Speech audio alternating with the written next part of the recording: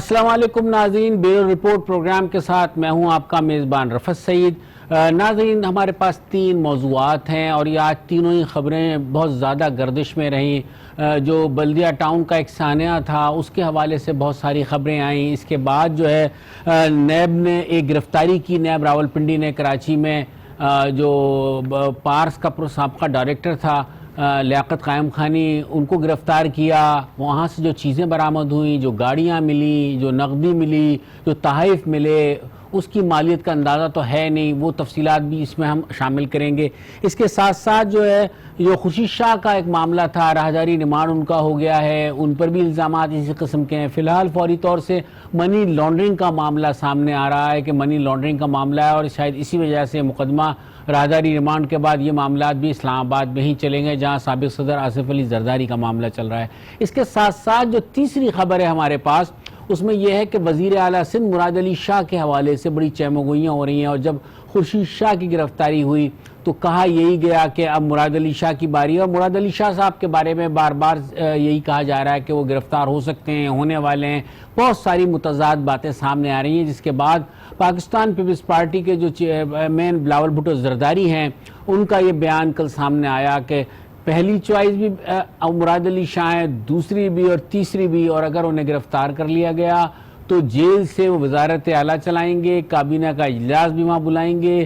تو اب دیکھیں گے کہ یہ کیسی صورتحال بنے گی، کیونکہ جو سندھ کے جو اسپیکر ہیں سندھ اسمبلی کے آغا سراج دورانی، وہ بھی گرفتار ہیں۔ وہ گرفتاری میں ہی وہ اسمبلی آتے ہیں، اجلاس چلاتے ہیں، واپس چلے جاتے ہیں، کبھی سب جیل قرار دے دیا جاتا ہے۔ تو یہ سارے موضوعات کو لے کر ہم چلیں گے، اور ہمارے ساتھ ہمارے جو بیورو چیفز ہیں وہ ہمارے ساتھ ہوں گے۔ اسلام آباد سے طارق چودھری ہوں گے، لاہور سے انوار ہاشمی ہیں، پشاور سے فرزانہ علی ہیں، کوئٹہ سے مجیب احمد ہیں۔ ہم ان چاروں سے ان پٹ بھی لیں گے، بات بھی کریں گے۔ موضوعات میں نے بیان کر دیے ہیں، ایک پیکیج ہے چھوٹا سا، اس کو پہلے دیکھ لیتے ہیں اور پھر ہم گفتگو کو آگے لے کر چلیں گے۔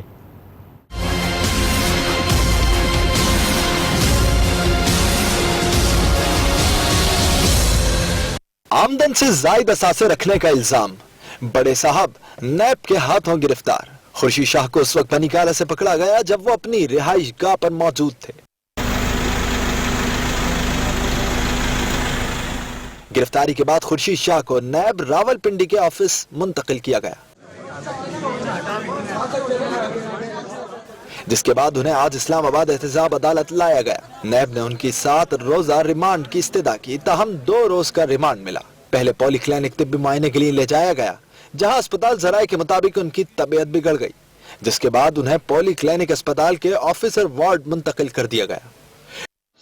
آپ سے میری گزارش ہے کہ ایوان کو چلنے دیں۔ آپ اس طرح کا رویہ، آپ سینئر ہو، آپ یہ رویہ رکھتے ہو، مجھے تو میری سمجھ سے بالا تر رہی ہے۔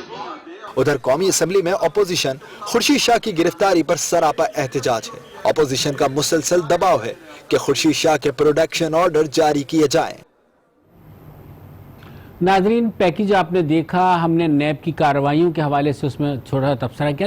نیب کے معاملات اس قدر حاوی آ چکے ہیں کہ روزانہ ہی 3-4 خبریں نیب کی ہوتی ہیں، تو بہت سارے اہم موضوعات جو ہیں اس میں کبھی وہ نظر سے گزرتے ہیں اور کبھی اسے رہ جاتے ہیں۔ جیسا کہ وزیر اعظم پاکستان جو ہیں وہ سعودی عرب کے اہم دورے پر گئے ہوئے ہیں، اس کو بھی ہم کوشش کریں گے کہ اپنی گفتگو کا حصہ بنائیں پروگرام کے اپنے آخری حصے میں۔ لیکن گفتگو کا آغاز میں کروں گا خورشید شاہ کی گرفتاری، ان کے لگنے والے الزامات، نیب نے جو ایک لمبی فہرست ان کی اثاثوں سے آمدنی سے زائد اثاثوں کی جو تفصیلات فراہم کی ہیں، ان کے بنگلے، ان کا پرتعیش رہائش، یہ تمام حوالوں سے جو انہوں نے عدالت میں پیش کیے، اس کو ہم موضوع بنائیں گے۔ اور گفتگو کے لیے پہلے چلیں گے وہی طارق چودھری کی طرف، کیونکہ اسلام آباد سب کی نظروں کا محور بھی ہے اور مرکز بھی ہے۔ طارق چودھری صاحب، السلام علیکم۔ جی السلام رفعت صاحب۔ صرف میں یہ پوچھوں گا کہ خورشید شاہ صاحب آج خبروں پہ خاصے چھائے رہے، عدالت میں بھی آئے، انہوں نے سابق صدر آصف علی زرداری سے جب ملنے کی کوشش کی تو نیب نے اس میں مداخلت بھی کی اور کہا کہ آپ ریمانڈ آپ کا ہو چکا ہے، آپ ملزم کی حیثیت سے ہیں، نئی ملاقات ہو سکتی۔ میں صرف یہ پوچھوں گا، کل بھی ہم اس پہ بات کر رہے تھے کیونکہ بلاول کی پریس کانفرنس آ گئی تھی، کہ یہ اتنی عجلت کیوں ہوئی ہے خورشید شاہ کی گرفتاری کے لیے؟ دیکھیں، یہ تو اب نیب کے کام بتا سکتے ہیں کہ اتنی اجلت کیوں ہوئی ہے۔ میں نے کل بھی 2 مثالیں دی تھی آپ کو کہ جس طرح مریم نواز کی گرفتاری کا معاملہ تھا مریم نواز جو تھی وہ جب اپنے والد صاحب سے ملنے گئی تو اس دن 3 بجے انہوں نے پیش ہونا تھا نیب، اور انہوں نے نیب کو انٹیمیٹ کیا تھا کہ میں 3 بجے آ رہی ہوں، لیکن نیب کے کام نے انتظار نہیں کیا بلکہ وہ کوٹ لکھپت جیل پیچھے پہنچے اور کوٹ لکھپت جیل جا کے وہاں انہوں نے گرفتار کر لیا۔ اب اسی طرح خورشید شاہ صاحب کی گرفتاری کا معاملہ ہے کہ خورشید شاہ صاحب کا کہنا ہے کہ میں نے باقاعدہ خط لکھا کہ میں کل جو گزرا ہے میں اس دن پارلیمنٹ کے اجلاس میں مصروف ہوں تو میں وہاں میں پیش نہیں ہو سکوں گا، لہٰذا میں اگلے ہفتے کوئی تاریخ مقرر کر لیں میں پیش ہو جاؤں گا، چونکہ انویسٹیگیشن ہونی تھی اور کوئی ان کا وارنٹ تو جاری نہیں ہوا تھا، ان کو بھی گرفتار کر لیجیے گا۔ اس سے پہلے بھی ایک اور واقعہ آپ کو یاد ہوگا کہ فریال تالپور صاحبہ جو تھی جب ان کو طبی بنیادوں پر پولی کلینک میں داخل کروایا گیا تھا تو رات 12 بجے نیب حکام پہنچے اور بہت وجلت میں اور جو رقم فیل ہوئی وہاں جو انہوں نے گفتگو کی وہ بھی آپ کو یاد ہوگا، اس وقت ان کو شفٹ کر دیا گیا فریال تالپور صاحبہ کو، شاید 30 سے چند روز پہلے یا 1 آدھ روز پہلے ان کو اڈیالہ جیل شفٹ کر دیا گیا، حالانکہ جیل کے مینول ہے جیل کے قوانین وہ اس بات کی اجازت نہیں دیتے۔ تو یہ 3-4 ایسے واقعات ہیں جن کی بنیاد پر جو ہے وہ سوالات اٹھتے ہیں نیب سے، لیکن وزارت سے جواب دینا، میں نے آپ کو جواب نہیں دینا، اسی وجہ سے تو نیب تنقید کا نشانہ بنتا ہے۔ حالانکہ اگر دیکھا جائے تو پاکستان میں کوئی ایسا بھی ہوش شخص نہیں ہوگا جو نیب کا کم از کم احتساب کا جو پروسیس ہے اس کا مخالف ہو۔ وہ لوگ سب لوگ کہتے ہیں کہ صاف ہونا چاہیے، اور جس نے کوئی لوٹ مار کی ہے، جس نے بے ضابطگی کی ہے، بے قاعدگی کی ہے، اس کا احتساب کیا جائے، اس کو قانون کے دائرے میں لایا جائے۔ لیکن پھر ساتھ لوگ طریقہ کار میں لوگ اختلاف ضرور کرتے ہیں، اور طریقہ کار پہ اختلاف ہونا چاہیے، ہو بھی سکتا ہے۔ اچھا طارق صاحب، اب گفتگو کے ہم چلتے ہیں اب انوار ہاشمی کی طرف۔ ہاشمی صاحب یہ بتائیے کہ یہ آمدنی سے زائد اثاثے، لگتا ہے ایسا کہ سیاستدانوں کے لیے جو پہلا الزام ہے وہ یہی ہوتا ہے، تو کیا واقعی اتنی کرپشن ہے کہ اتنے آمدنی سے زائد اثاثے سیاستدانوں کے پاس ہی ہوتے ہیں یا اور لوگوں کے پاس بھی ہیں؟ تو یہ کیا ماجرا ہے؟ اور پھر پہلا مقدمہ وہ بنتا ہے، اس کے بعد پھر منی لانڈرنگ کی طرف آتے ہیں، تو یہ پاکستانی سیاست میں ایک نئی چیز کیوں آئی ہے؟ یہ دیکھیں، اصولاً تو انصاف کا تقاضا ہوتا ہے کہ جب آپ کسی کا احتساب کرتے ہیں تو اگر آمدن کے برابر اثاثے ہوں گے تو یقیناً کسی کو آپ ملزم نہیں گردان سکتے، کسی کو شک کی بنیاد پہ انکوائری بھی آغاز نہیں کر سکتے۔ تو یقیناً جب جائزہ لیا جاتا ہے آمدن سے زیادہ اثاثوں کا تو پھر وہاں سے وہ بنیاد جو ہے نیب کی شروع ہو جاتی ہے۔ اصل ایشو یہ نہیں ہے کہ یہ کوئی عجلت میں گرفتاری ہوئی ہے۔ آپ کو یاد ہوگا کہ یہ خورشید شاہ ان چند رہنماؤں میں شامل تھے جو پی ٹی آئی کے ٹارگٹ پہ تھے۔ الیکشن سے پہلے بھی آپ کو یاد ہوگا جن لیڈروں پر لوٹ مار کا الزام لگایا جاتا تھا ان پر جو ہے وہ ایک میٹر ریڈر سے ارب پتی بننے تک الزام جلسوں میں پی ٹی آئی کے رہنما لگایا کرتے تھے۔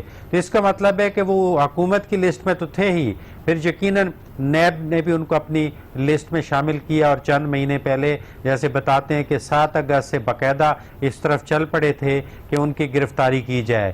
اب ایشو وہ آتا ہے کہ ان کے گھر میں بھی چھاپا مارا، اس کے پیرالل آپ کا ایک اور بندہ کراچی سے انہوں نے پکڑا، تو بتایا گیا جو میئر کے مشیر ہیں اس کو احتساب کی اسی لسٹ میں شامل کریں کہ جن کروڑوں روپے کی گاڑیاں اس کے گھر سے ہوئی ہیں۔ مجیب احمد صاحب بیٹھے ہوئے آج سے کچھ عرصہ پہلے سیکٹری خزانہ بلوچستان مشتاق رئیسانی کے گھر کو پکڑا گیا، اس کے گھر سے صرف وہ موضوع ہم نے رکھا ہوا ہے، باقاعدہ بنڈل کے بنڈل نوٹ جو ہیں جس طریقے سے گھروں سے برآمد ہوئے ذخیرے کی طرح سے، اور گننا بھی نیب حکام کے لیے مشکل ہو رہا تھا، پھر اسی طرح زیورات کی برآمدگی، یہ سب چیزیں جو سندھ اسمبلی کے اسپیکر ہیں وہاں سے بھی کچھ اسی چیزوں کی برآمد کرنے کی اطلاعات مل رہی تھی، پھر شرجیل میمن جو تھے ان کے یہاں سے بھی مل رہی تھی۔ لیکن یہ سارے معاملات شروع تو ہوتے ہیں اس انداز سے، لیکن پھر آگے منطقی انجام تک کیوں نہیں پہنچتے؟ سوری آپ کی آواز کٹ گئی ہے۔ میں یہ پوچھ رہا ہوں کہ آپ نے ذکر کر دیا، حالانکہ ہمارا موضوع تھا وہ آگے چل کر لیاقت قائم خانی کا، جو وہاں سے آج گاڑیاں برآمد ہوئیں، جو کراچی میں ڈائریکٹر پارٹس جو تھے سابقہ ان کو گرفتار کیا، ان کے بھی روابط ہیں، اور پھر ایم کیو ایم کے بہت سارے رہنماؤں سے روابط سامنے آ رہے ہیں۔ تو برآمدگی تو مشتاق رئیسانی کا آپ نے ذکر کیا، Sindh building control authority director تھے، اور جو ان کا نام کیا ہے، وہاں سے بھی عادل عمر، وہاں سے بھی بڑی تعداد میں نوٹ برآمد ہوئے، نیب برآمد بھی کرتی ہے، تصاویر جاری کرتی ہے، سارے معاملات ہوتے ہیں، لیکن منطقی انجام تک نہیں پہنچتے۔ میں بالکل کر رہا ہوں، دو چیزیں ہیں نا، جتنے مہمان بنا لیے ہیں نیب نے، جتنی شخصیات کو اپنا مہمان بنا لیا ہے، اور بہت بڑے بڑے الزام ہیں کرپشن کے، آپ کے پاس تو وہ جو جوڈیشری کا وہ سسٹم ہی ابھی اسٹیبلش نہیں ہو پایا کہ اتنے بندوں کو ڈیل کر سکیں. اس لیے تو آصف علی زرداری بڑے سمجھدار ہیں, وہ کہتے ہیں مجھے تو ضمانت اپلائی کرنے کی ضرورت ہی نہیں ہے, آپ ویٹ کرتے جاؤ, ان کے پاس کچھ کرنے کو نہیں ہوگا. انہوں نے بلکہ آج خورشید شاہ کو بھی اشارہ کیا ہے کہ بھائی آپ سمجھ جاؤ بین السطور کہ اگر آپ نے کچھ نہیں کیا تو ڈرنے کی ضرورت نہیں ہے. اس کا کچھ مطلب تھا جو وہ اس کو کنوے کرنا چاہتے تھے. شرجیل میمن کے 2 ارب روپے کی برآمدگی کہاں گئی, قوم کو بتایا گیا. بلوچستان والے اس شخص کی کروڑوں روپے کی برآمدگی کہا گئی, پھر بھی اس کو 3 سال ہو گئے, اس کیس کا کچھ پتہ نہیں چل رہا. مجیب صاحب بتائیں گے. مطلب کہنے کا ہے کہ برآمدگی کے بعد کیا رہ جاتا ہے, کیا رہ جاتا ہے, سسٹم موجود نہیں ہے. 50 کی گنتی پوری کی جا رہی ہے جو عمران خان کی کپتان کی خواہش تھی. بالکل جس طرح ہم نے کل بھی ایک بات کی تھی کہ ایک فہرست پہلے سے بنی ہوئی تھی, اس میں تمام لوگ جن کا ہم تذکرہ کرتے ہیں ان کے نام موجود ہیں. چلتے ہیں مجیب احمد کی طرف کیونکہ وہ بڑا دلچسپ کیس ہے مشتاق رئیسانی والا. مجیب صاحب السلام علیکم. وعلیکم السلام. مجیب صاحب پوچھیں گے کیونکہ نوٹوں کا بڑا ذکر ہو رہا ہے, اب تو یہ ہوتا ہے کہ کیش کی صورت میں لوگ رکھنے لگ گئے ہیں, بینکوں میں جاتے ہیں تو ایک نظام ایسا آ گیا ہے کہ اکاؤنٹ کے متعلق پوچھا جا سکتا ہے. تو اب برآمدگیاں خاصی بڑی تعداد میں پاکستانی کرنسی, زیورات, پرتعیش گاڑیاں, اسی میں انویسٹ کر رہے ہیں آج کل لوگ, اس میں ہو رہی ہیں. تو جو یہ کیس تھا, اس قسم کے کئی دلچسپ کیس ہو چکے ہیں, نیب نے برآمدگیاں کی ہیں, نتیجہ کیا رہا اور خاص طور سے مشتاق رئیسانی والے کا کیا رہا؟ نیب نے بہت دھوم کئی دن تک وہ نوٹ گنے تھے. جی بہت دھوم دھڑکا ہوا تھا اس کیس کا اور بہت زیادہ ریکوری تھی. جو گھر سے ملے تھے وہ 65 کروڑ روپے تھے, اس کے علاوہ گاڑیاں تھیں, زیورات تھے, ڈالرز تھے. جب مشتاق رئیسانی سے تفتیش کی گئی تو ان کے بنگلے بھی نکلے جو کراچی میں بھی تھے, اسلام آباد میں تھے, ان کے پلاٹس بھی نکلے جو کراچی میں تھے, اسلام آباد میں تھے. اس کے ساتھ جو لوگ انوالو تھے اس میں ٹھیکیدار بھی تھے, وہ بھی پکڑے گئے, کیشیئر بھی پکڑے گئے. لیکن ایک ایک کر کے پلی بارگین میں لوگ چھوٹتے بھی گئے, خاموشی سے پلی بارگین سامنے نہیں آتی. جی مشتاق رئیسانی کی پلی بارگین کی درخواست 2 سال پہلے انہوں نے دی تھی, وہ منظور کر لی گئی تھی. لیکن اس پر ایک واویلا مچا تو سپریم کورٹ نے از خود نوٹس لے لیا اس کا, اور اس معاملے کو پھر کافی برہم ہوئے نیب کے ساتھ کہ ایسے شخص سے جس کے گھر سے مکمل ریکوری ہو چکی ہے سے پلی بارگین کا کیا سوال ہے, جس کے بعد یہ معاملہ پڑ گیا. اس وقت بھی ایک کیس صاحب عدالت میں پینڈنگ میں ہے اور ابھی تک اس کا کوئی فیصلہ نہیں ہوا. اس وقت کے مشیر خزانہ خالد لانگو بھی ضمانت پر ہیں, وہ بھی اس معاملے میں پھنسے ہوئے ہیں اور وہ نہ الیکشن لڑ سکے, نہ ان کا کوئی فیصلہ ہو سکا, کوئی ان کے خلاف بھی ٹھوس ثبوت پیش نہیں کیا جا سکا. اب تک نیب کی جانب سے کیس جو ہے وہ چل رہا ہے, بس وہ رینگ رہا ہے. اسی طرح 2 سابق وزراء اعلیٰ کے نام لیے گئے نیب کی جانب سے, جن میں ایک نواب اسلم رئیسانی تھے اور ایک نواب ثناء اللہ زہری تھے, کہ ان کے خلاف بھی انکوائریاں ہو رہی ہیں, وہ بھی ہم سن رہے ہیں. نواب رئیسانی کو گئے ہوئے 6 سال سے زیادہ کا عرصہ ہو گیا, ان کے خلاف بھی انکوائریاں ہی چل رہی ہیں. اسی طرح ثناء اللہ زہری کے معاملہ اٹھایا گیا, وہ بھی انکوائریاں چل رہی ہیں. 26 منسٹرز کا ذکر کیا, وہ بھی انکوائریاں چل رہی ہیں. بیوروکریٹس کا ذکر کیا, وہ بھی انکوائریاں. کوئی معاملہ کسی حتمی نتیجے پر نہیں پہنچا. کہا یہ جاتا رہا کہ بلوچستان میں جو فنڈ آتے ہیں اس کا 80% حصہ ہڑپ کر لیا جاتا ہے, 20% بھی گراؤنڈ پہ نہیں لگتا. تو جو ہڑپ کرنے والے ہیں ان میں سے سزائیں کتنوں کو ہوئیں یہ کوئی نہیں بتا سکتا. صرف چھوٹی موٹی ریکوریز ہیں جن کو جواز بنا کے اپنی کارکردگی دکھائی جاتی ہے. عملاً ایسا کچھ ہے نہیں. جو کچھ بھی حساب اگر کچھ ہے تو وہ سندھ اور پنجاب کی حد تک ہے, مخصوص بالکل. آپ نے کہا سندھ اور پنجاب کا آپ نے ذکر کیا, چلتے ہیں فرزانہ علی کی طرف اور کے پی کے کا احوال پوچھتے ہیں, کیونکہ کہا یہی جاتا ہے کہ نیب کے ریڈار پر آ گئے سیاستداں. اب نیب بھی ریڈار پر ہے, نیب کے حوالے سے بھی سوالات اٹھ رہے ہیں. کیا صورتحال ہے کے پی کے میں؟ فرزانہ کل بھی ہم نے بات کی تھی, لیکن اب جو انتہا ترین واقعات ہیں اس کے بعد جو ہے کیا سوچ ہے وہاں پر؟ اب سوچ تو وہی ہے کہ آپ اگر سوشل میڈیا اٹھا کے دیکھیں, عام آدمی جو تھڑے پر بیٹھا ہوا ہے اس سے بات کریں, نائی کی دکان اس میں بڑی اہم کردار ادا کر سکتی ہے. آپ بھی دیکھتے ہوتے ہو بچپن میں جب ہم ہوتے تھے یا بعد میں بھی جب ہم رپورٹنگ کر رہے ہوتے تھے, تندور والے کے پاس جا کے بیٹھے, آپ کو ہر ایک یہی بات کہتا ہوا نظر آئے گا اس وقت یہاں بھی اور میرے خیال میں پورے پاکستان میں بھی, کہ یہ کچھ گڑبڑ ہو رہی ہے. دیکھیں ایک عام سا بندہ بھی کہتا ہے کہ یہ کیا ہے کہ ایک ہی قسم کے لوگوں کو پکڑتے جا رہے ہیں اور باقی سارے جو ہیں وہ صاف شفاف ہے. میں آپ کو بتاؤں یہ بڑے بڑے قصے انہوں نے بتا دیے.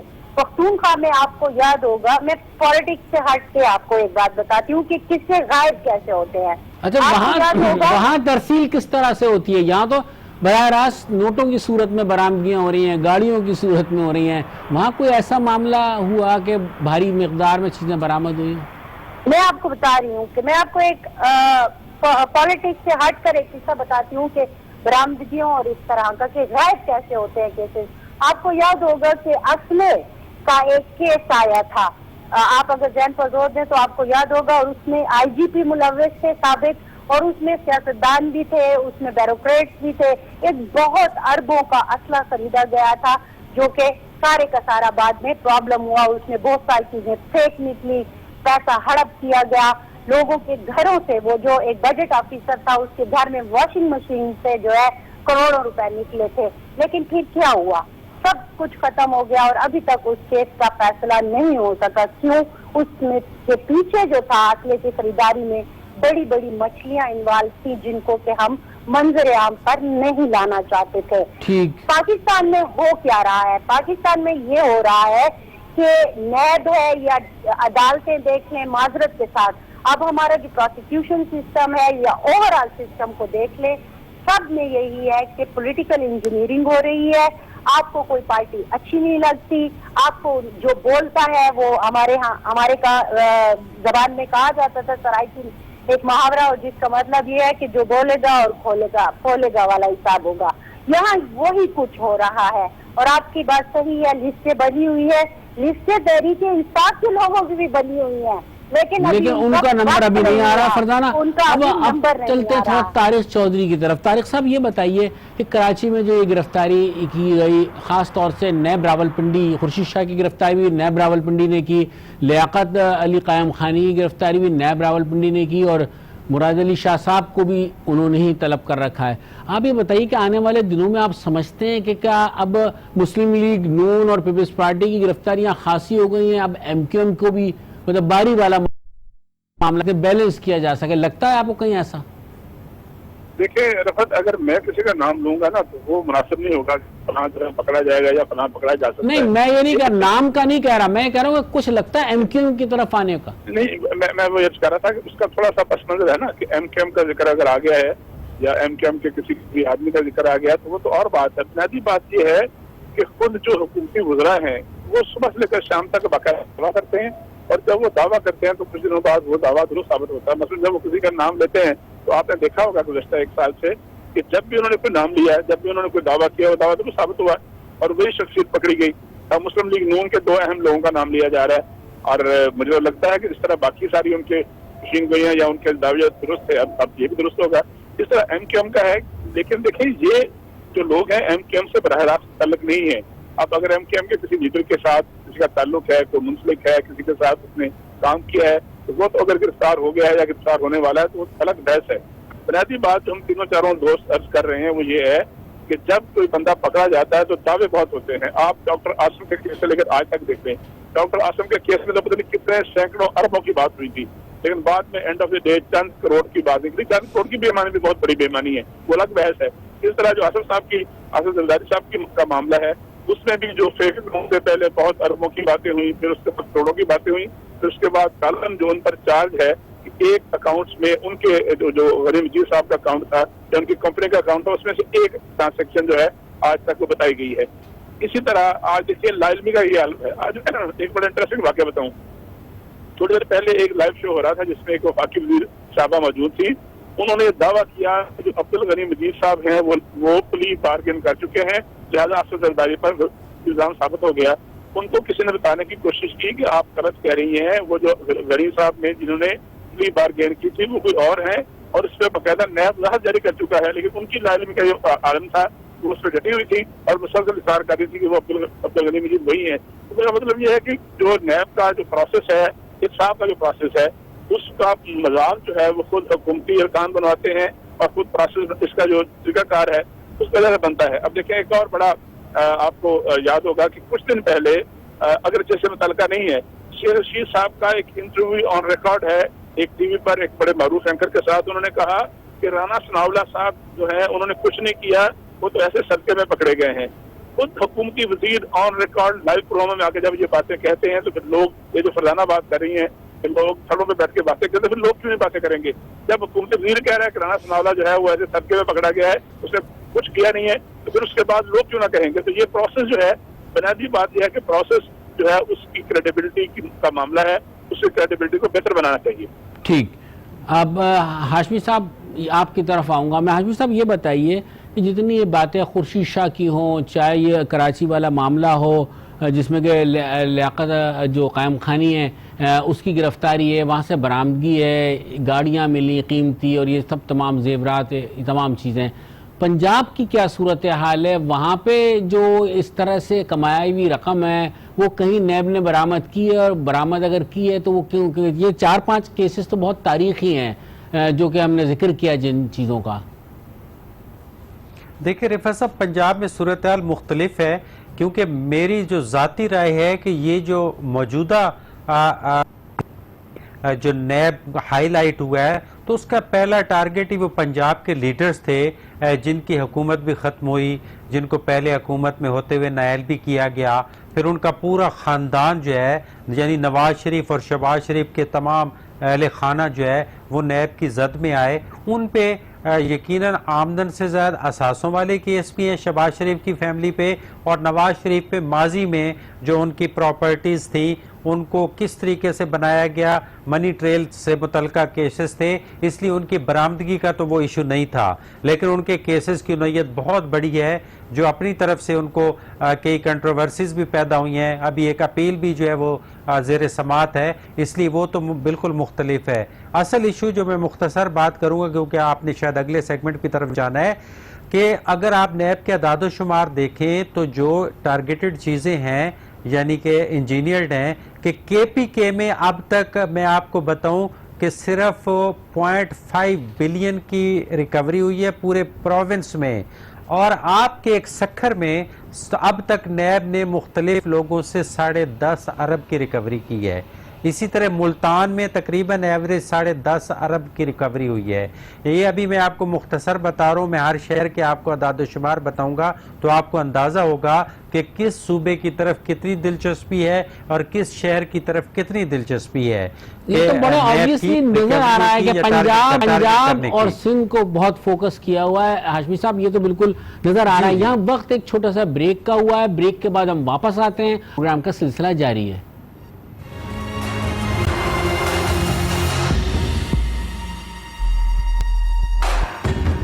वेलकम बैक नाज़रीन, ब्यूरो रिपोर्ट प्रोग्राम के साथ एक मरतबा हम हाजिर हैं। नाज़रीन, हमने जब प्रोग्राम का आगाज़ किया था तो उस वक्त तस्करा किया था सानिया बल्दिया के हवाले से। उस पर मैं ये कहूँगा कि आज भी वो दिलखराश चीखें लोगों को ज़रूर सुनाई देती होंगी या महसूस करते होंगे वो, जिस तरीके से बेगुनाह लोगों को वहाँ जलाकर राख किया गया। आज अदालत में कार्रवाई हुई, दुबई से जो है इस फैक्ट्री के मालिकान ने बयान रिकॉर्ड करवाया, उसमें बहुत सारी बातें सामने आई। उसमें अहमद चुनाए का भी जिक्र आया, CPLC के साबिक सरबराह का, और दीगर सियासी रहनुमाओं के लोगों का भी जिक्र है। लेकिन एक बात यहाँ मैं कहूँगा कि अहमद चुनाए के हवाले से कि वो CPLC के सरबराह भी थे, और उस ज़माने में अगवा बराए तावान के वाक़या जो हुआ करते थे उसमें CPLC का एक अहम किरदार होता था, तरीक़ेकार वज़ा होता था, पुलिस साथ होती थी, इसके साथ साथ वो मेमन फेडरेशन के सदर भी थे। तो लिहाजा इस सूरत में, और चूँकि वाहिला बरादरान जो है ये मेमन थे और इनके भाई अगवा भी हुए थे, उसमें एक सहूलत दी गई थी और कोशिश की गई थी कि वो उनको किसी तरीके से बाजियाब कराया जाए। तरीक़ेकार यही होता था। फिर MQM के खौफ की वजह से भी लोग उस ज़माने में ये मशवरा दिया करते थे कि इस मामला उनसे तय कर लो मामलात को। तो मेरे ख्याल में ये चीज़ें सामने आ रही हैं, गो कि अदालत में उनका बयान है, लेकिन हमें उस पहलू को भी देखना चाहिए कि ज़रूरी नहीं है कि इस सारे मामलात में वो मुलव्विस भी हों या इस तरह से उनका नाम जिस तरह आया है वो इस तरह से हों। चलते हैं इसी सवाल को लेकर आगे कि जो मामला हमने जिक्र किया था लियाकत कायम खानी का, जो हमारा जिक्र आ रहा था, में जो उसके पास से बरामदगी हुई है उसमें भी बहुत सारे सियासी लोगों के नाम आ रहे हैं। मैं मुजीब की तरफ आऊँगा और मुजीब से पूछूंगा कि मुजीब साहब, उसमें MQM के लोगों के नाम भी आ रहे हैं। मामला तो सानिया तो बहुत बड़ा था, तो क्या आप समझते हैं कि आने वाले दिनों में उनसे भी कोई बासपुरस हो सकती है, क्योंकि वो तो फिलहाल हुकूमत का इत्तेहादी हिस्सा भी हैं? رفت صاحب سانحہ بلدیہ کو گزرے 7 سال ہو گئے، اس دوران GIT بھی آئی اور اس میں جو لوگ ملوث تھے وہ پکڑے بھی گئے، انہوں نے بہت سو کے نام بھی لیے، لیکن آپ بھی دیکھ رہے ہیں، ہم بھی دیکھ رہے ہیں، ان ناموں کو آج تک کسی نے ہاتھ نہیں لگایا۔ وہ پہلے بھی حکومتوں کا حصہ رہے، اب بھی حکومت کا حصہ ہیں، پہلے بھی وہ اہم عہدوں پہ رہے، اب بھی وہ اہم عہدوں پہ ہیں۔ MQM کی خاصیت ہے کہ اس کے پاس ایک خاص گر ہے کہ وہ ہر حکومت میں شامل ہو جاتی ہے، جیسے مرضی سنگین الزامات ہوں اس کے رہنما اس سے بچ نکلتے ہیں۔ پہلے وہ اپنے بانی کی آشیرواد سے بچ نکلتے تھے، اب انہوں نے یہ گر خود استعمال کرنے شروع کیے ہیں اور یہ تمام معاملات سے بآسانی نکل جاتے ہیں۔ GIT میں بھی چیزیں واضح تھیں، سب کے نام واضح ہو گئے تھے، اس میں بہت سارے لوگ تھے جو MQM سے بھی تھے اور پاک سرزمین پارٹی سے بھی تھے، لیکن پھر ان کے کیسز عدالتوں میں چلتے رہے اور پھر تاریخ پہ تاریخ والا کام ہو رہا ہے اور کوئی فیصلہ ان کا بھی نہیں آ رہا ہے۔ اس لیے معاملے کو اتنی سنجیدگی سے نہیں لینا چاہیے۔ MQM کے خلاف کوئی کارروائی ہوتی ہوئی نظر نہیں آتی فی الوقت۔ ٹھیک فرزانہ، یہی چیز میں آپ کی طرف لے کے آؤں گا اور آپ سے پوچھوں گا، کیا آپ سمجھتی ہیں کہ آنے والے دنوں میں کوئی بھی الزام کو لے کر، کیونکہ دیکھا ہوگا آپ نے کہ ڈاکٹر عشرت لباد بھی اب سرگرم ہوئے ہیں، وہ بھی کوشش کر رہے ہیں، میئر کراچی ان سے ملنے کے لیے گئے، تو آپ سمجھتی ہیں کہ کوئی ان کا رول ہو سکتا ہے اس شہر کی سیاست میں ایک مرتبہ پھر؟ دیکھیں، کراچی کی سیاست کو تو مجھ سے زیادہ آپ سمجھتے ہیں، تو آپ ہی بہتر بتا سکتے ہیں کہ یہ کیا ہوگا، لیکن ہمارے ہاں آپ کو پتہ ہے کہ معاملات ہمارے تجزیوں پر طے نہیں ہوتے، معاملات کہیں اور طے ہوتے ہیں۔ اور آپ میں نے اسی لیے فرزانہ ذکر کیا کیونکہ ان کے اسٹیبلشمنٹ سے بڑے اچھے روابط تھے، وہ 11 سال گورنر رہے، بلو آئیڈ بوائے تھے، لیکن اس کے بعد وہ باحفاظت یہاں سے چلی بھی گئے، گو کہ ان کے حوالے سے بہت سارے الزامات بھی ہیں۔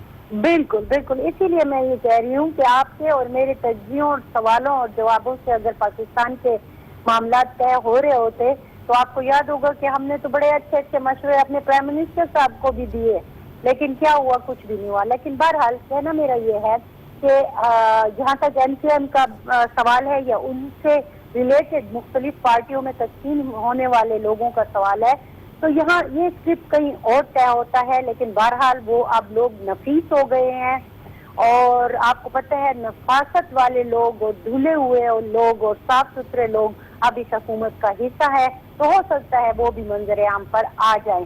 لیکن ہم پچھلی میں ایک چیز ضرور کہنا چاہتی تھی جو ہماری بحث میں رہ گئی تھی، ہمارے ہاں جو بہت سارے معاملات ہیں وہی بات آ جاتی ہے کہ آپ دیکھیں نا کہ یہ جو بلدیہ والا قصہ ہے، اس کا سب سے بھیانک پہلو کیا تھا؟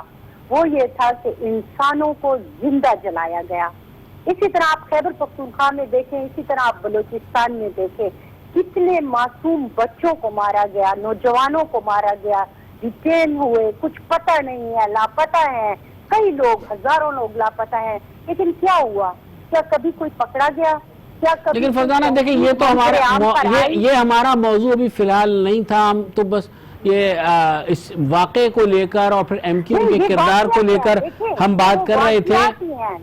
یہ وہ واقعات ہی ہیں جو ہمیں یہ سبق دیتے ہیں کہ ایسی کہانیوں کا انجام صرف فائلیں اور دن بدن بوسیدہ ہوتی فائلیں ہوتی ہیں اور کچھ بھی نہیں ہوتا۔ ٹھیک، چلتے ہیں اپنے لاہور کے بیورو چیف انوار ہاشمی کی طرف، اور ہاشمی صاحب خاصی دیر سے ساری گفتگو یہ سن رہے تھے۔ ہاشمی صاحب آپ کی طرف یہ آؤں گا کیونکہ آپ پھر یہ نہ کہیے گا کہ چونکہ یہ سندھ کا معاملہ ہے آپ بہتر جانتے ہیں، پنجاب میں بیٹھ کر بھی، کیونکہ پنجاب بھی مرکز ہے سیاست کا، سندھ کے حوالے سے جو چیزیں سامنے آ رہی ہیں، اور جو ایک بیان یہ بھی سامنے آیا کہ پیپلز پارٹی نے بھی اب اس بات کی ٹھان لی ہے کہ ہر صورت میں چاہے ان کو گرفتار کیا جائے وزیر اعلیٰ سندھ کو یا نہ کیا جائے، وزیر اعلیٰ وہی رہیں گے، اور اگر وہ وزارت اعلیٰ بھی اب جیل سے چلائیں گے، کابینہ کا اجلاس بھی بلائیں گے، تو کیونکہ ایک مثال ہمارے پاس اسپیکر سندھ اسمبلی کی موجود ہے کہ وہ آ کر اجلاس چلاتے ہیں، کیسا لگے گا؟ دیکھیں رفت صاحب، پہلی تو بات یہ ہے کہ آپ جو کراچی والا ایشو کہہ رہے ہیں، میں تھوڑا سا اجازت چاہوں گا، وہ کراچی یا سندھ کا ایشو ہرگز نہیں ہے، وہ 20 کروڑ عوام کا ایشو ہے۔ اسی عوام میں سے 260 افراد جو ہے وہ زندہ جلا دیے گئے تھے، اس کی جزیات پہ چھوڑیں کہ کس نے کتنا بھتہ مانگا تھا، لاکھوں میں مانگا تھا یا کروڑوں میں انکشاف ہوا ہے، یہ ایشو نہیں ہے. ایشو یہ ہے کہ اس واقعے کو 7 سال ہو گئے ہیں. یہی وہ سپٹمبر تھا جس میں آپ نے وہ کیس زندہ کیا ہے. کتنے زمانے بدل گئے، کتنی انقلابی پارٹیاں اقتدار میں آ گئی ہیں، سسٹم کس نے بدلا ہے. یہ جو سانحات ہوتے ہیں، چاہے وہ سانحہ ماڈل ٹاؤن ہو جس میں 17 افراد کو گولیوں سے بھون دیا جاتا ہو اور آج تک انصاف نہ ملا ہو، یا سانحہ بلدیہ ٹاؤن ہو، یہ ایشو ایڈریس کرنے کی ہاشمی صاحب ضرورت لیکن ہے. یہ تو ایک المیہ رہا ہے پاکستانی سیاست کا کہ معاملات نظریہ ضرورت کے تحت طے ہوتے ہیں. جب ان کی ضرورت ہوتی ہے تو ان معاملات کو لے آیا جاتا ہے، جب ضرورت نہیں ہوتی تو آنکھیں بند رکھی جاتی ہیں. شاید اسی وجہ سے اس شہر پر تقریباً 25 سال یا آپ کہہ سکتے ہیں 30 سال تک ایک ہی پارٹی رول کرتی رہی، اور جب ضرورت ایک جنبش قلم جب آپ نے لگا کہ بہت کنٹرول سے ہو گیا ہے تو آپ نے اس پہ قابو بھی پا لیا. تو یہ تو ہمارا حصہ رہا ہے، اسے نہ آپ ٹھیک کر سکتے ہیں نہ میں ٹھیک کر سکتا ہوں. میرے خیال میں اسے وقت پر چھوڑ دینا چاہیے. لیکن بات میں پھر وہی کروں گا آپ سے یہاں کی سیاست کی، سندھ کی. جی بالکل ٹھیک بات ہے. دیکھیں ہر بندہ یہی کہتا ہے مجھے کوئی ہاتھ نہیں لگائے گا. بڑی بڑی پریس کانفرنس سے ہوئیں، ہم دیکھیں گے ہمیں کیسے پکڑا جاتا ہے. بات یہ ہے کہ یہ سیاسی سٹنٹ ہیں سارے. جیل میں کون سے اجلاس ہوں گے؟ یا تو آپ ڈیفینڈ کرنا جانتے ہو تو پہلے ڈیفینڈ کر کے دکھاؤ. نیب کو کوئی چیلنج کرنا ہے تو کسی بڑے پلیٹ فارم پہ کسی نے آج تک چیلنج نہیں کیا، چاہے وہ آصف علی زرداری گروپ ہو یا نواز شریف گروپ ہو. میں یہ کہتا ہم تو بڑے نیوٹرل انداز میں آپ کے اس پروگرام میں جائزہ لیتے رہتے ہیں کہ نیب کی خامیاں کہاں ہیں. ہم ہرگز نہیں کہتے کہ کس نے نہیں لوٹا یا کس نے لوٹا ہے. تو بالکل یہ جو آپ بات کر رہے ہیں کہ اب اجلاس سی ایم پکڑا بھی گیا تو ہم تو جیل کے اندر اجلاس کریں گے، ان چیزوں کی کوئی اہمیت نہیں ہے. بنیادی اہمیت یہ ہے کہ اگر آپ نے نیب کے قوانین سے مطمئن نہیں ہے تو آپ پھر اسمبلی کے اندر پریشر بلڈ کریں اور جو ترامیم زیر التوا ہیں ان کو لے کے آئیں، پھر بات آگے چلے گی. ادروائز اس اجلاس کے کرنے یا کرنے سے نہیں ہوگا. ایک ٹارگیٹڈ چیزیں کا آپ الزام لگا رہے ہیں تو اس کے توڑ کے لیے آپ کٹھے نہیں ہو سکتے. جیسے کہ رفعت صاحب آپ خود تجزیہ کیا کرتے تھے کہ آصف علی زرداری اب سب پہ بھاری نہیں رہے، ان وہ دور اندیشی ان کے پاس نہیں تھی جو اب وہ پی ٹی آئی کی حکومت کو پیٹ رہے ہیں، تو اتنی دور اندیشی نہیں تھی. آخری بات خورشید شاہ سے شروع کی تھی آپ نے تو وزیر اعلیٰ سندھ تک آئے ہیں، تو یہ وہی خورشید شاہ تھے اور اس کی ٹیم تھی جنہوں نے جسٹس ریٹائرڈ جاوید اقبال کا نام پیش کیا تھا اور خاقان عباسی انہوں نے لگایا تھا. تو آج آپ بہت ہی ایک شفاف انسان لگایا تھا، تو آج ان کے انصاف کو آپ کو فی الحال برداشت کرنا پڑے گا. جب فرد جرم عائد ہوگی تو اس کے بعد پھر دیکھا جائے گا کہ صورتحال کیا ہوتی ہے. بالکل، بہت شکریہ آپ نے اس تفصیل سے بتایا. یہاں چھوٹا سا ایک وقت ہوا ہے بریک کا. بریک کے بعد ہم واپس آئیں گے. پروگرام کے آخری حصے میں ہم بات کریں گے وزیر اعظم کا جو دورہ ہے سعودی عرب کا، اس کے حوالے سے خاصا اہم دورہ ہے، اس پر ہم بات کریں گے ایک بریک کے بعد.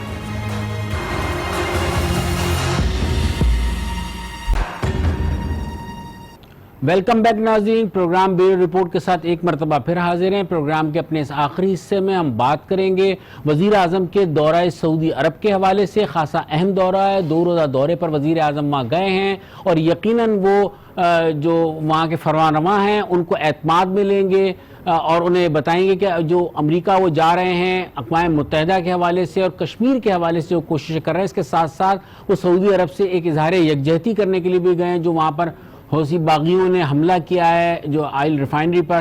تو وہ ایک تمام یہ چیزیں یکجا ہوئی ہیں اور خاصا اہم دورہ ہے.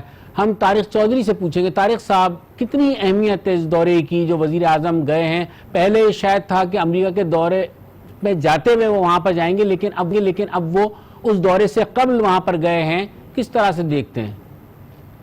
دیکھیے، اس بات کا امکان اب بھی ہے کہ جس طرح وہ دورے کے آغاز سے پہلے امریکہ گئے ہیں، امریکہ کے جانے سے پہلے وہ سعودی عرب گئے ہیں، اس بات کا امکان ہو سکتا ہے کہ جب وہ واپس آئیں تو ایک مرتبہ پھر اسٹاپ اوور ہو. اس کا کوئی امکان خارج امکان نہیں قرار دیا جا سکتا.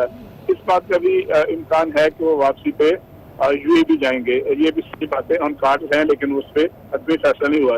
لیکن امپورٹنٹ بات یہ ہے کہ آج یہ بڑی غیر معمولی بات ہے کہ ان کی جو ملاقات ہوئی ہے چند گھنٹے پہلے پرنس محمد بن سلمان سے ملاقات ہوئی تھی، جس میں بڑی तफसील से बात हुई कश्मीर के मामले पर, तजारत के मामले पर, और फिर जो इस वक्त मिडिल ईस्ट की सूरत हाल है, खास तौर पर इस ये जो हमला हुआ है आयल तनसीबात पर। अब से सिर्फ 10 मिनट पहले जब मैं आपसे बात कर रहा हूँ तो खबर ब्रेक हुई है कि उनकी मुलाकात सऊदी फरमानरवा से भी हो गई है, और ये खबर ब्रेक की है सऊदी जो सऊदी सरकारी मीडिया है। तो बहुत अहम मुलाकात है, और इसमें उन्होंने बाकायदा ये कहा है कि कश्मीर के मामले पे बड़ी तफसील से बात हुई है, और सऊदी अरब का जो हमेशा से दरीना एक स्टैंड रहा है पाकिस्तान के साथ और मकबूजा कश्मीर की सूरत पर, उसका उन्होंने फरमानरवारिस का अदा किया है। फिर जो है बड़ी तफसील से अदा किया गया है मिडिल ईस्ट की सूरत हाल का, और इमरान खान साहब ने, प्राइम मिनिस्टर ऑफ पाकिस्तान ने फिर वही मौक़िफ़ जो हमेशा पाकिस्तान दोहराता है कि सऊदी सरजमीन का मुक़द्दस मकामात की जो हुर्मत है, उनकी हिफाजत है, वो पाकिस्तान अपना फरीज़ा समझता है, और उसके लिए हर तरह की जो मदद है सऊदी अरब को दरकार है वो एक्सटेंड की जाएगी। यानी दोनों तरफ से जो है उस रवायती पुराने मौक़िफ़ बढ़ाया गया है जिसको एंजॉय करते रहे हैं दोनों अफ्रीकन। फिर ये है कि तजारत के हवाले से, और जो कुछ अर्सा पहले वलीयत पाकिस्तान आए थे तो उन्होंने जिन जिन बातों का जो कुछ मंसूबों का खदोखाल जिन पर बात हुई थी, तो अब उन पर बात आगे बढ़ी है, और मारवा की जो एक फॉर्मेलिटी होती है कि वो उनकी तरफ से तौसीक की जाती है चीज़ों की, उन्होंने भी वो भी इसमें मौजूद है। बताया गया है कि वो उन पर भी बातचीत हुई है। तो बहुत अहम ये दौरा है इस से दोनों ममालिक के लिहाज से, मिडिल ईस्ट की सिचुएशन के लिहाज से, कभी पाकिस्तान का जो मौक़िफ़ है कश्मीर पर। फिर पाकिस्तान इस वक्त पोजीशन में है अब भी कि वो अगर इस मामले पर जो 3 फरीकैन है, अब इसको कोई माने ना या माने, लेकिन इस मामले के 3 फरीकैन ईरान है, सऊदी अरब है और यमन है, और फिर ईरान और सऊदी अरब दोनों के इत्तेहादी ममालिक हैं। तो पाकिस्तान कुछ फर्क ऐसे हैं जिनके दरमियान अब भी सालसी की बात कर सकता है और फरीकैन को बिठा सकता है। तो लिहाजा ये मिडिल ईस्ट के हवाले से बड़ा अहम दौरा है, पाकिस्तान और सऊदी अरब के हवाले से भी अहम है, और फिर मकबूजा कश्मीर के हवाले से हमारे नज़र से अहम तरीन ये दौरा है। ठीक, अब मैं हाशमी साहब आपकी तरफ आता हूँ। हाशमी साहब ये पूछूंगा कि क्या आप समझते हैं कि वज़ीर आज़म के इतने पै दर पे दौरों के बाद और फिर सऊदी हुक्काम की इतनी दिलचस्पी के बाद आप समझते हैं कहीं कोई पेशरफ्त हो सकेगी ख़ास तौर से कश्मीर के मामले में, क्योंकि खासा इन्फ्लुएंस है सऊदी अरब का? प्रिसाइजली बताइएगा टाइम, चूंकि बहुत जी रिफत साहब, ये दौरा थोड़ा सा मुख्तलिफ है। इमरान खान तीसरी मरतबा अपने दौरे हुकूमत में सऊदी अरब गए हैं। पहले 2 दफ़ा जाने की नोयत थोड़ी नॉर्मल थी।